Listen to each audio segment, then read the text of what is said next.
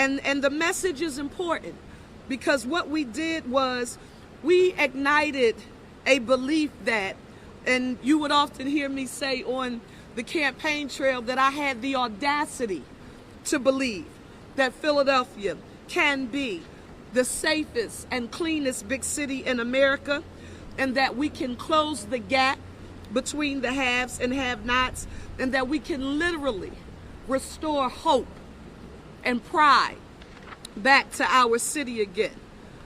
So that's relative to the campaign. Now let me get to the health and the root canal. If you Google root canal in our area, it is pretty popular right now. Let me just give you a tad bit of history here. Back in February, I found out that I had a root canal from about 25 years ago that had actually fractured. And I want to just note that, and I have to say this for the record because my dentist, and you will never know who he is, but my dentist has said, this is not fair. You have to tell them that I advised you. So let me say this. My dentist recommended oral surgery immediately, told me that there was no way that I could save the tooth. And I said, I hear you, I respect you, I appreciate you, but there is no way that I can stop right now. In the midst of this campaign, we had multiple forums, we had multiple debates, and quite frankly, we were very focused on crisscrossing the city. And so I said, can you just help me get through right now? And that meant, you had to take an antibiotic to ensure that no infection would actually build up in your body. Against his wishes, he said to me, yes, we have to do that anyway, but I could not wait until after the primary election. So it was actually, people have said, oh wow, that night she went and had a dental emergency. No, the surgery was not on election night. I had surgery the Friday before the election, and the tooth was literally removed. Now, in typical Cherelle Parker behavior, I left forgetting that I was still numb. And I was like, oh, I can do this. And I continued with the full schedule that evening. Some of you may have even seen me on the trail. But it became clear that I needed to get that surgery, and I did that on Friday.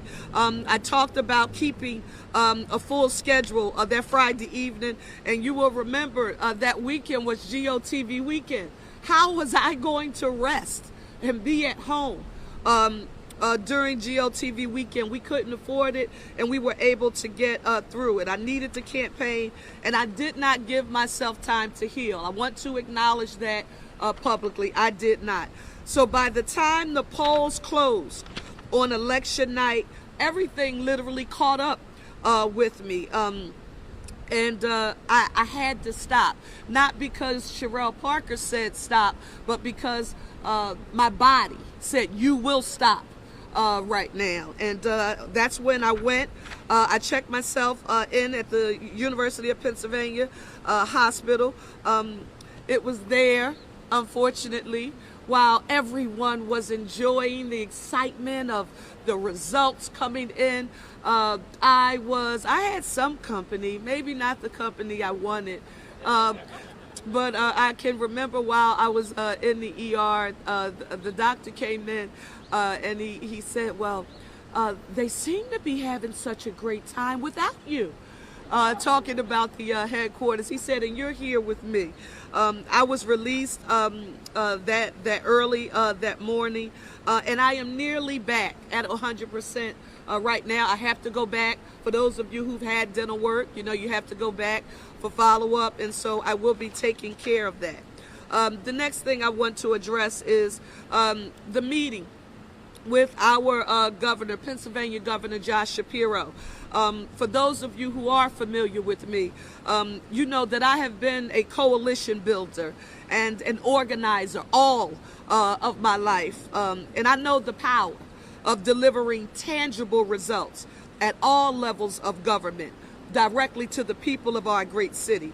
And I also know how important it is to have a strong relationship with our Harrisburg leaders. And so today, meeting with our chief executive here in the Commonwealth, it was no coincidence. It was very intentional that he be the first executive that I had the opportunity to sit down and talk with. Cherelle, what did you and the governor talk about? We talked about ways to find bipartisan support to fund some of our biggest initiatives that include public safety. I mentioned to the governor that, God's will, and you all know I will not take my foot off the gas. We have a general election to get through in November, and we're going to be working hard to earn the vote of every Philadelphian to ensure that we can do so. But restoring our police department to its full complement, and that means using every tool that we can to make sure we get officers on the job. In addition, making sure that we have those 300 foot patrol and bike officers that you heard me talk about so much. Community policing being an essential part of our campaign. We also talked about one of my children, my baby, PHLTCB, which will be the tool that we attempt to use, we will, to eliminate the Philadelphia moniker that has had such a strong grip on our city, and we need to be, picking up trash on sidewalks and on our streets, and we need to do that around the clock. So sanitation, when you think about sanitation workers and their pickup, that will have to increase dramatically in order for us to allow Philadelphians to see a culture of trash and be changed in our city, and we're going to work to do that. The next thing that we talked about was economic opportunity, funding support for small businesses, raising the minimum wage, and using resources at an intergovernmental level. How do we access federal, state, and even local resources and leverage them all to ignite equity investments? Notice that you did not hear me talk about loans. If you talk to business owners, particularly in Black and brown communities, access to a loan is not what has prevented them from growing. It's been access to equity capital to give them the opportunity to grow. And finally, and the governor and I, and this has been the case, and for those of you who don't know, he and I have worked together for many, many years, and his love for public education, my love for public education as a former English teacher, those shared values, they go back a long ways. And we talked about the Commonwealth Court decision. We talked about the potential resources that are needed to address the infrastructure challenges here in our city, particularly with the building of our schools.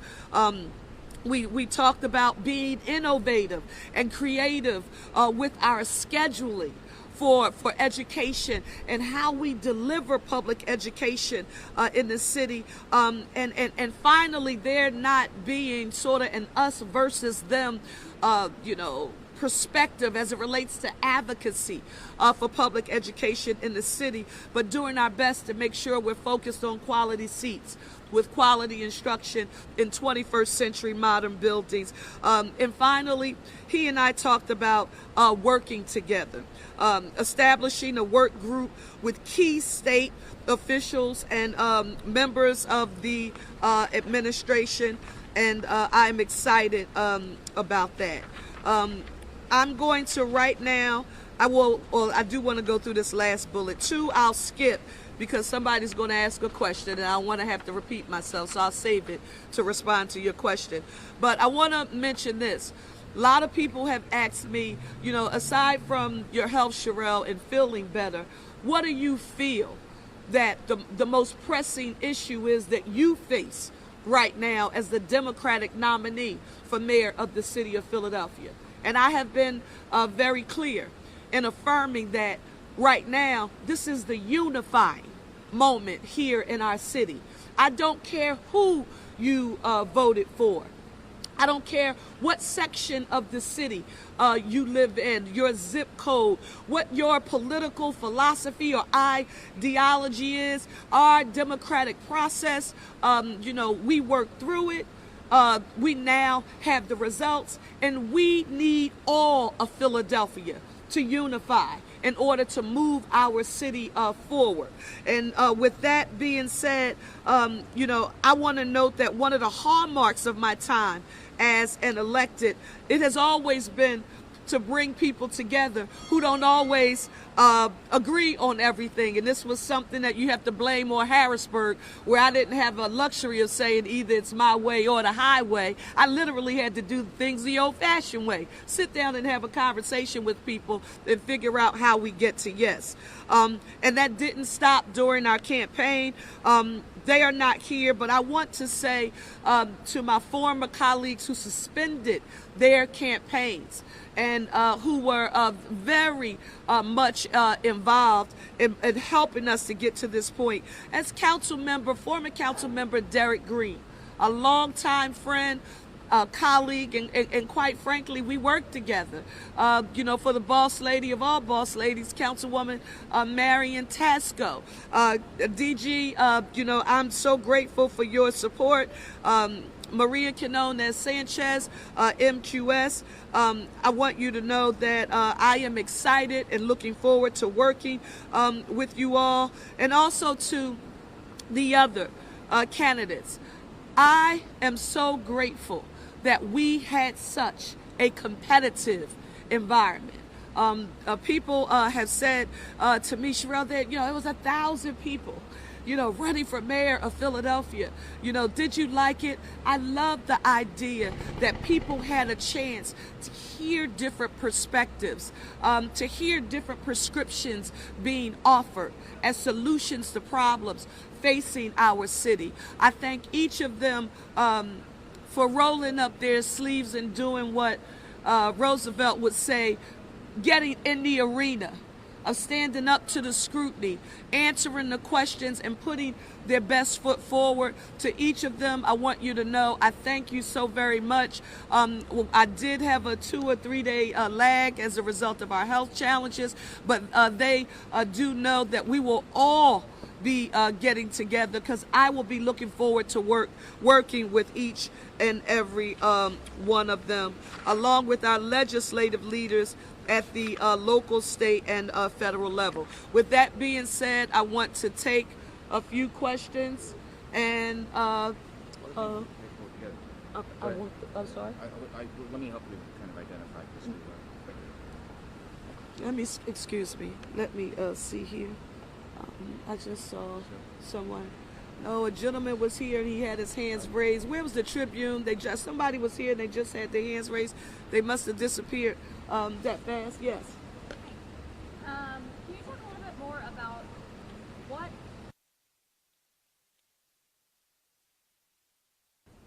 was making you stop? Was it pain? Was it dehydration? It was pain that goes like this.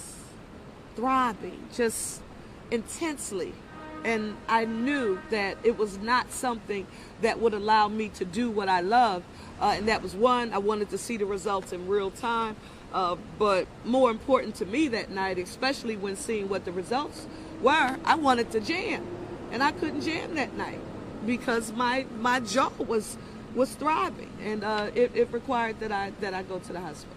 And you've been treated and you're not experiencing pain anymore? Well, no, I do have to do follow-up, because I think that there's some more things that I need to work on. But we're doing well. With a low voter turnout, 27% or so, and the number of votes that you won, do you believe that you've been given a mandate to lead? And what's your message to those who either didn't vote or didn't vote for you?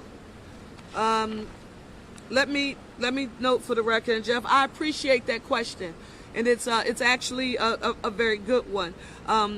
We had a higher turnout than the last open mayoral primary. Let me state that for the record. I want to just say that one more time, because sometimes when people read things in the paper, those facts aren't quite as clear as we would like them to be. We had higher turnout than the last open mayoral primary. However, turnout should be much higher than the 27% that we saw last week. And I would argue to each of you, that is why this meeting today with Governor Shapiro was essential. Low turnout to me equates to apathy, frustration, lack of hope, believing in government, and they don't feel that a difference. Go vote why. Now, I'm not ever telling you that I believe that that is an excuse. It is not an excuse, but I know I will be super focused, intensely focused on ensuring that people, Philadelphians, get a chance to see their tax dollars at work in their neighborhoods, and that will help to make them believers. Finally, I wanted to say this. I did get some calls and text messages from some people who says, Cherelle, your old council district, the 9th district, they really showed up and showed out and supported you. You know, your old state house district boundaries, you really got a lot of support there. Listen, I want to be very clear. The reason that is, it doesn't happen through osmosis. It's because the people who live there, they have grown accustomed to making a connection between government, the delivery of city services, and what it means to their lives. The converse is also true, right? If you don't believe that government can work for you, then you don't participate in the process, Jeff. And too many Philadelphians don't believe that government can work for them. And we're going to be working very hard to change that narrative.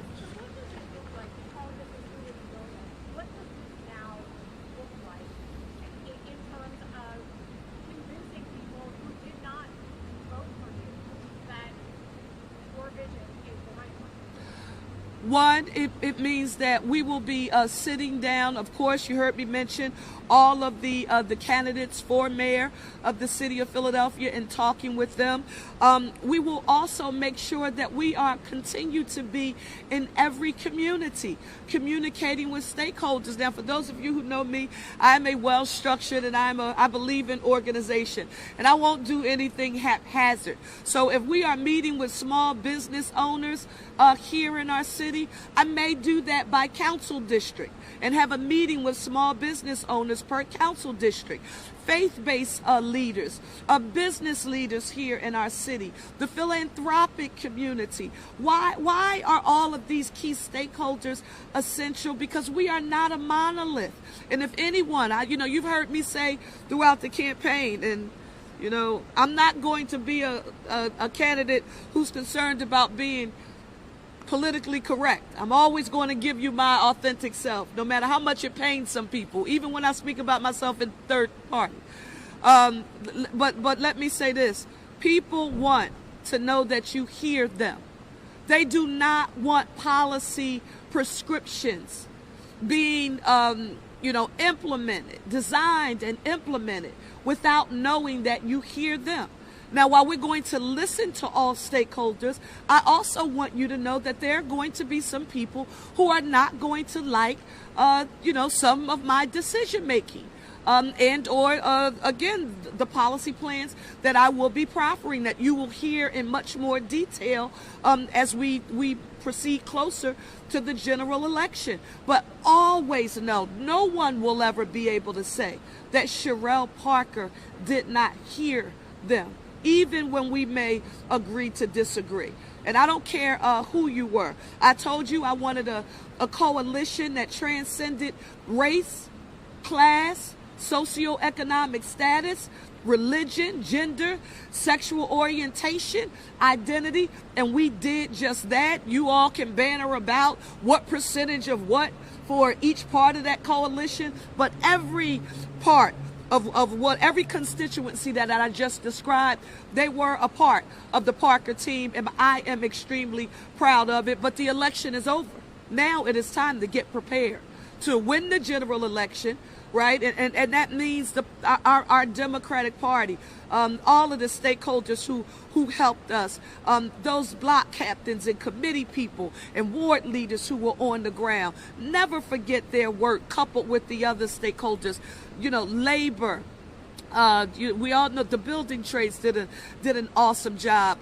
Clearly, they were a strong foundation. The carpenters, SCIU, Local 427 and 403, out of the sanitation workers and the streets department.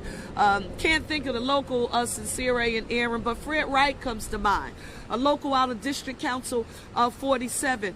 All of those folks who were an essential part of allowing us to have this victory, they're the foundation of the coalition. But now the coalition includes all of Philadelphia, and I won't have it any other way. Yes. I'm sorry. Pat. How will you balance the need to hit the ground running and get this transition going while still facing another election? Well, now, Pat, that is an essential question. One of the things that I am working on right now, because that structure is extremely important, and quite frankly, I can't wait until, when is the general elections? November the 7th? So, I can't wait to November the 8th to begin working to put all that we need to put in order together. So I'm working on actually building a formal structure outside of the politics, outside of my campaign structure, that will actually give me the ability to staff up, because I can't do all of this alone. I will need staff to actually carry through the organization of the meetings with the stakeholders, plans that we have to put together. So we're working with some of the best and brightest lawyers in the city, and it was such a good question that you'll be hearing from me very soon with hopefully what will be the formal structure that we've put together. But we've been on that for a little bit now.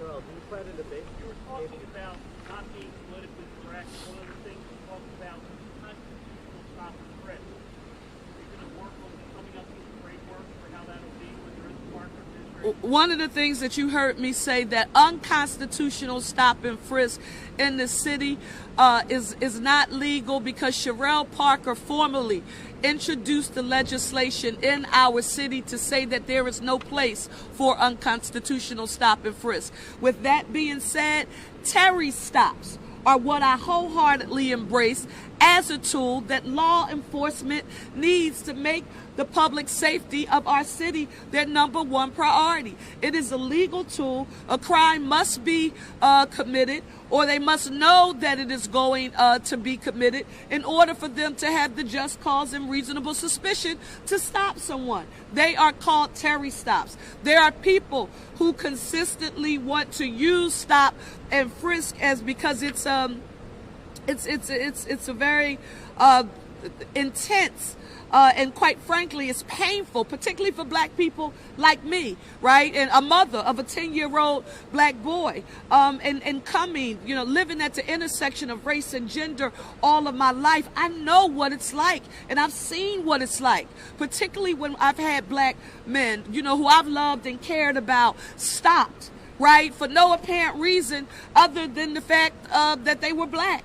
They were black men. I know what that feels like. And again, we get through the general election, and under no circumstances will that kind of behavior be allowed to exist in the Parker administration. I just won't tolerate it. But I'm also going to make sure that Terry stops and every other legal tool that is needed, paired with great training, right? And zero tolerance for any misuse and or abuse of authority is available for our police department. I'm sorry? We will get through into a general election. I will then work formally with my campaign team, and we will decide what the parameters are for how that will go, but we will work on that then. Yes, Aldia.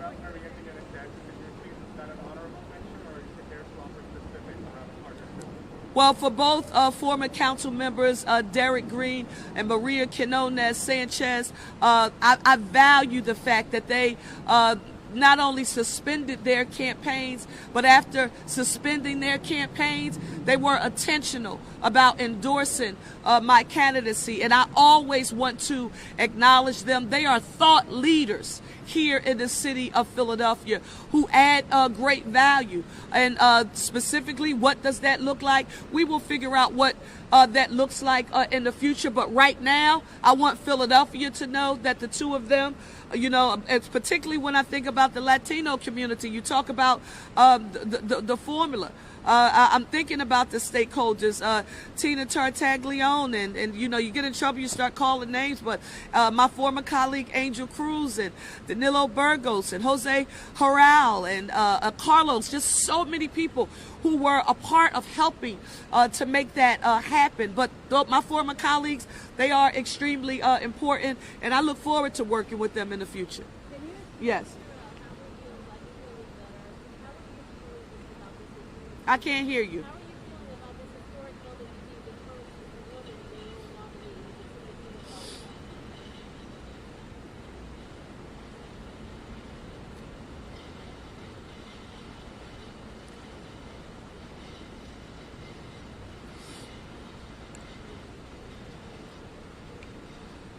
Many people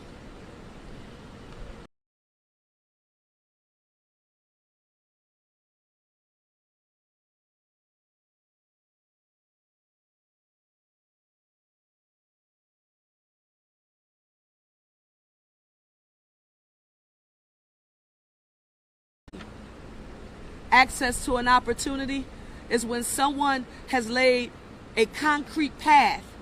And for me, that would be concrete pavers that will give a generation of girls, black girls, Latino girls, other girls of color, white girls, I don't care what kind of girls. And the girl dads, they really are excited, right? I have 3 daughters and you have to come and meet my 3 daughters. So I'm really excited. It's not just the moms and the daughters. The girl dads are excited too. And I'm excited about it. But I'm also excited to know that I didn't get here alone. I'm not Superwoman.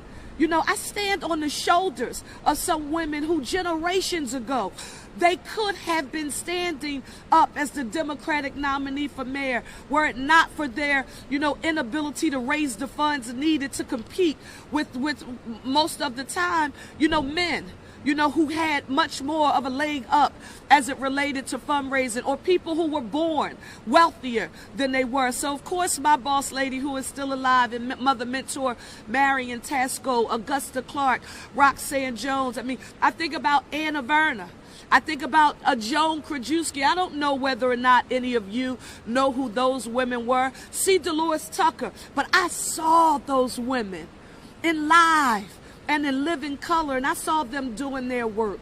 So if I can find a way to add value, to motivate, inspire, and encourage a generation of girls to say, wow, no one can put me in the box, right? I really can be and do whatever it is I want to. That makes me feel really good.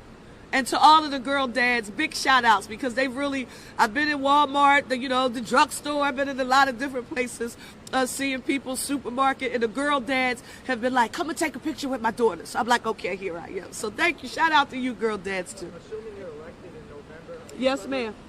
Can you explain a little more by your were you talking about adding flexible days, or just changing the schedule to shorten summer vacation? Well, I thank you so very much for that question.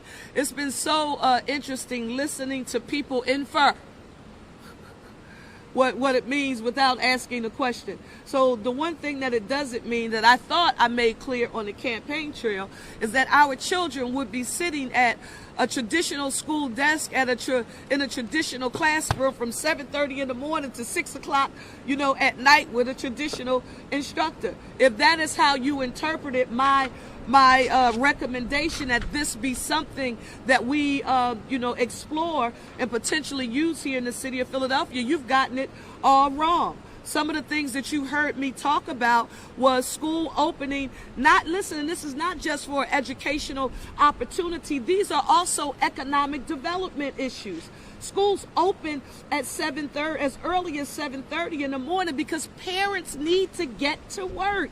We forget. We tell parents we want them on a path to self-sufficiency, and we want to connect you to an employment opportunity that will, pay you a living wage, health care, retirement, security. Oh, but by the way, school doesn't open up until 9 o'clock. Give me a break.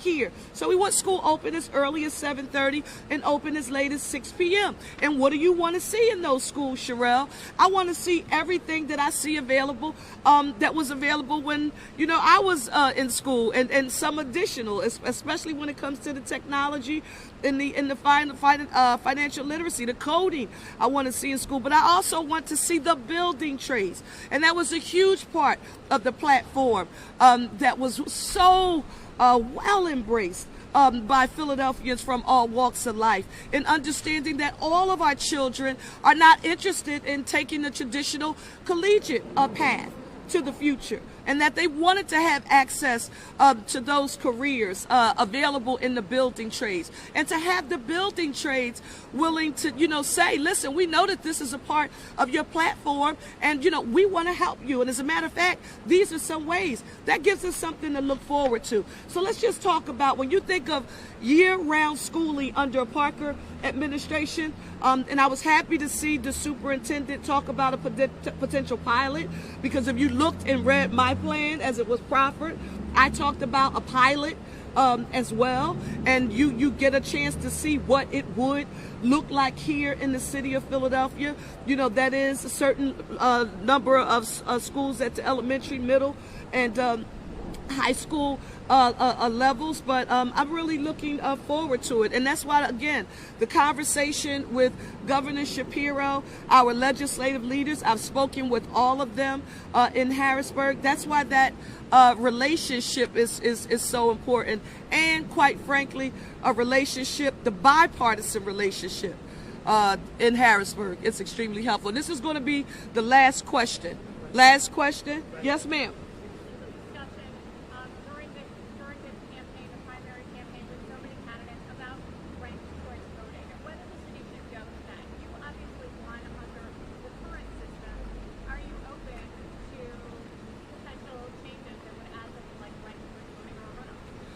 Let me just say that right now we have a system in place that says that the man or woman who achieves the most or acquires the most votes is the winner of that election, and I support that process. I will take a look at lots of other prescriptions in the future, but right now this is the environment that mayors in the city of Philadelphia have competed under for the past 100 years. And Cherelle Parker has the potential to become the 100th mayor in the city of Philadelphia, and it will be the democratic structure upon which, if I'm fortunate to win the general election, that I will have achieved such. And if there are other ideas for us to look at in the future, of course I am. But I want to also be very clear that I am, you know, I'm a mom to a boy who's 10 years old. And I also was a child athlete.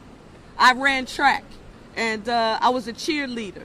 And I also don't believe in giving trophies just because. Everyone doesn't get a trophy. Dignity doesn't come from everyone getting a trophy. Dignity comes when you work hard in a race, right? And you run, and a race of any kind, no matter what it is. And so that prescription is one that I support. But as usual, you know, you're never going to hear me say that my mind is closed to any thought or idea. I'm always open to hearing other ideas and thoughts. Listen, I want to thank you all so very much for being here today. And you will talk with us much more. Thank you so very much, and have a good one.